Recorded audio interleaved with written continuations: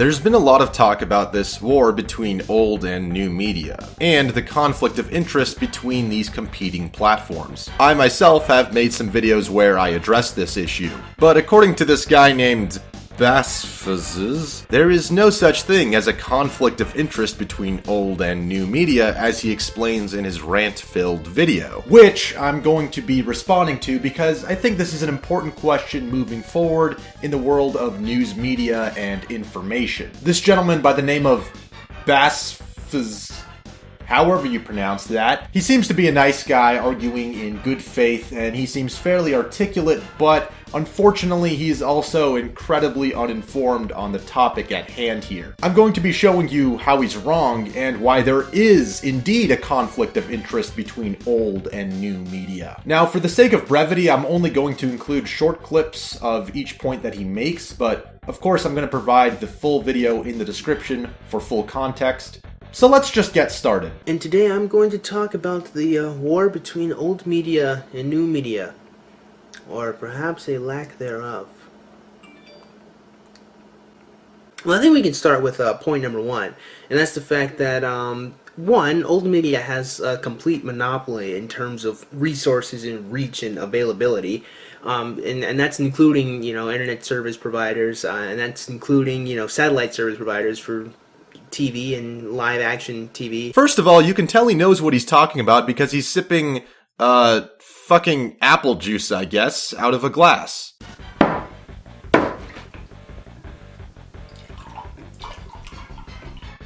Cheers! Okay, so his first problem is that he's failed to define his terms here, and thus his argument makes zero sense. According to him, internet service providers are a resource of old media, even though the internet is where pretty much all of new media comes from. Old media generally refers to more corporate and traditional news outlets, things like cable news, newspaper publications, and the radio. Conversely, new media often refers to individuals, entrepreneurs, sometimes but not always independently funded organizations that make videos and content on, you guessed it, the internet. And so to Basfaz's point, internet service providers are just as much of a resource to new media as they are to old media.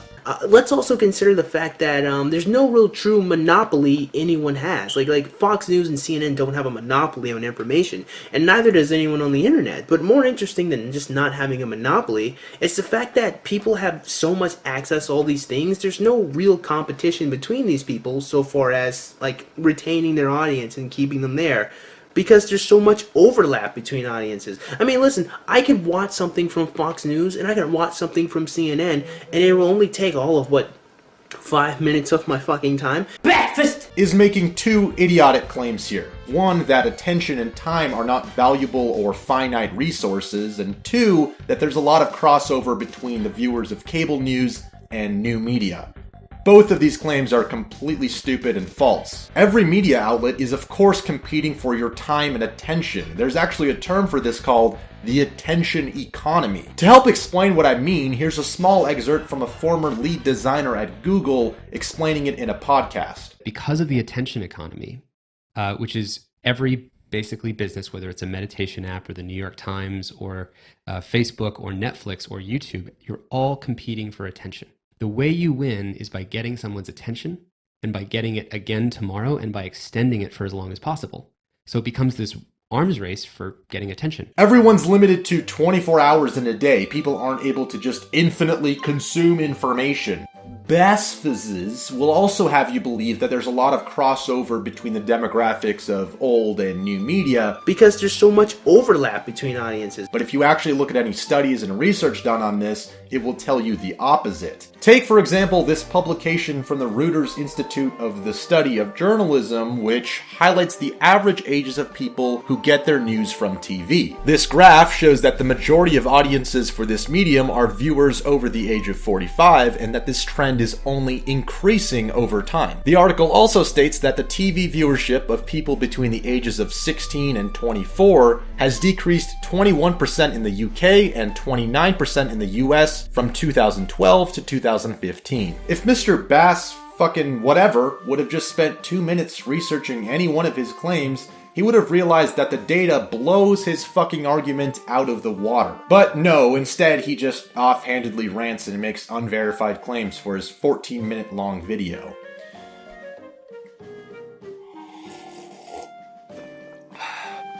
On to the next point. Here is a point too as to why I find the whole concept of old media and new media battling against one another is completely absurd. A huge portion of what we do on the new media is contingent upon and is responding to the shit that people do on, well, the old media. But we only exist successfully as we are now because we're able to commentate on news shows or news broadcasts that we find from old fucking cable stations. Okay, so his point here is that a lot of new media and commentators on YouTube rely on content aired and publicized by old media. And then, to compound his claim, he then tacks on this point about investigative journalism. The mere fact that there's even a story that has been broke is because of their investigative journalists. There's a great degree of effort that goes into investigating news stories, traveling around, talking to people, trying to figure out what the fuck happened. And the reason why we're able to read these news stories that we get, or the reason why we're able to watch these broadcasts with these different specials of people talking about what went on, is because someone with the camera crew went out and chatted with a bunch of people.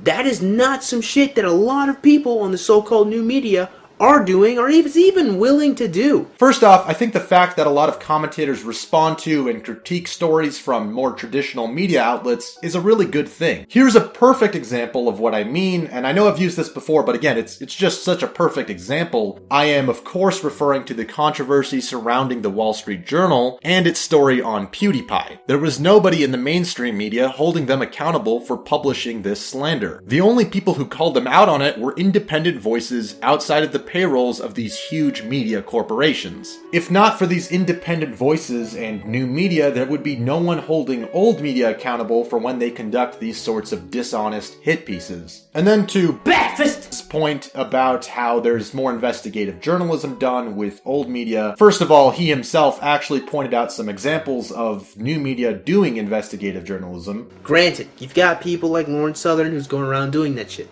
That's great. You've got Rebel Media. And I would give more credibility to more independent voices, generally speaking, than these large media corporations, which are usually trying to spin a story a certain way. Regardless of your political stances or beliefs, it's undeniable that there are several sources of investigative journalism within new media. You have your Lawrence Southerns, you have your Rebel Media, you have your Mike Cernoviches, and maybe on the more extreme sides, you have your InfoWars and BuzzFeeds doing investigative journalism as well. But again, regardless of your political views, the point is that these types of people and this sort of investigative journalism reaches millions upon millions of people. Now, that being said, there probably still is more investigative journalism conducted by old media, but that's not surprising considering the huge advantage of resources and funding, sometimes government funding in the case of public broadcasting, that these traditional media conglomerates have versus what is sometimes just one independent guy or girl making videos. But even on this point, I think BassFizz makes it a bigger deal than it is. He later reaffirms his position, stating, when in reality, there is no fucking battle. New media needs old media. That's where a bunch of their information comes from. And if old media went away tomorrow, you lose a gigantic amount of news and breaking news that you get from them. In the traditional sense, investigative journalism refers to having reporters on the scene reporting back to a news organization. But because of social media and the internet, this middleman is actually being phased out. Countless stories, even major ones, break from individuals on the scene recording something with their smartphone, which is then used in reports from the media. You can't go a night of watching cable news without seeing some sort of amateur phone camera footage being reported on by the news anchor. Well, what do you think that is? I mean, that's as much as new media as anything else. It's people sharing things directly to the internet and bypassing traditional reporters and investigative journalism. So to BassFizz's point of what would new media do without the old, what would old media do without the new? They'd rely on each other to some extent, but I would argue that we're clearly headed towards a world where information is becoming more and more direct. The need for reporters in a suit and tie feeding you teleprompted sound bites in between 10-minute commercial breaks is dwindling. But of course, logically speaking, any industry and massive corporation is going to be interested in self-preservation, so yes, there is a conflict of interest between old and new media. Being completely ignorant of all of this, Basfis makes his final unfounded point to solidify his weak argument. A huge portion of people believing that new media is somehow killing old media, that old media is dying, and spoiler alert, it's not. And then he later says, because old media is not going away any fucking time soon. citation fucking needed. Seriously though, not once throughout this entire video does Basfis cite any sources or information other than the first illogical, uninformed point that comes to his mind. In refutation of his final point, I'm going to once again cite that Reuters article I talked about before. They have multiple graphs and data samples showing that younger audiences overwhelmingly gravitate towards social media and the internet as their primary source of news. Here's just a small excerpt from this article that states, quote, "First, while television remains important, it no longer occupies the dominant position it held in the second half of the 20th century. As digital services and platforms are becoming increasingly central to how people use media. Second, video is an increasingly important part of the overall digital media environment. And third, while television content and video more generally is doing well in this environment, television news has benefited far less from the rise of online video than entertainment and various forms of user-generated and social content has." But according to Basfis, old media will never go away. And, I hope you don't take investment advice from this guy, because he probably would have told you that pagers would never be replaced by cell phones, that the radio would never be replaced by the TV, that Morse code would never be replaced by the telephone, that writing books by hand would never be replaced by the printing press, or that fucking writing on stone tabs would never be replaced by paper. Look, you get the idea. Basfis' argument is kind of narrow-minded and uninformed. It just falls flat on its face.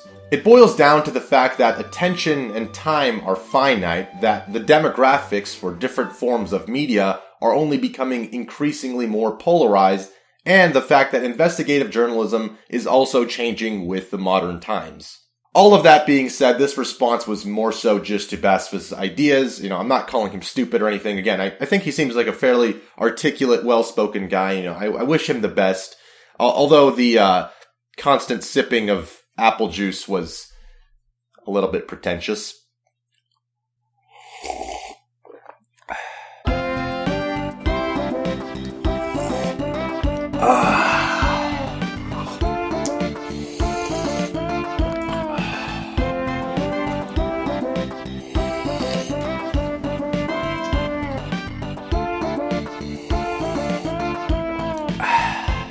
Anyways, I enjoy making these sorts of response videos, and if you enjoy watching them, let me know. If you have any ideas, suggestions, or feedback, also let me know. I accept criticism and feedback, and I actually think about it when I want to make more videos. Other than that, though, thank you guys for watching, and I will see you next time.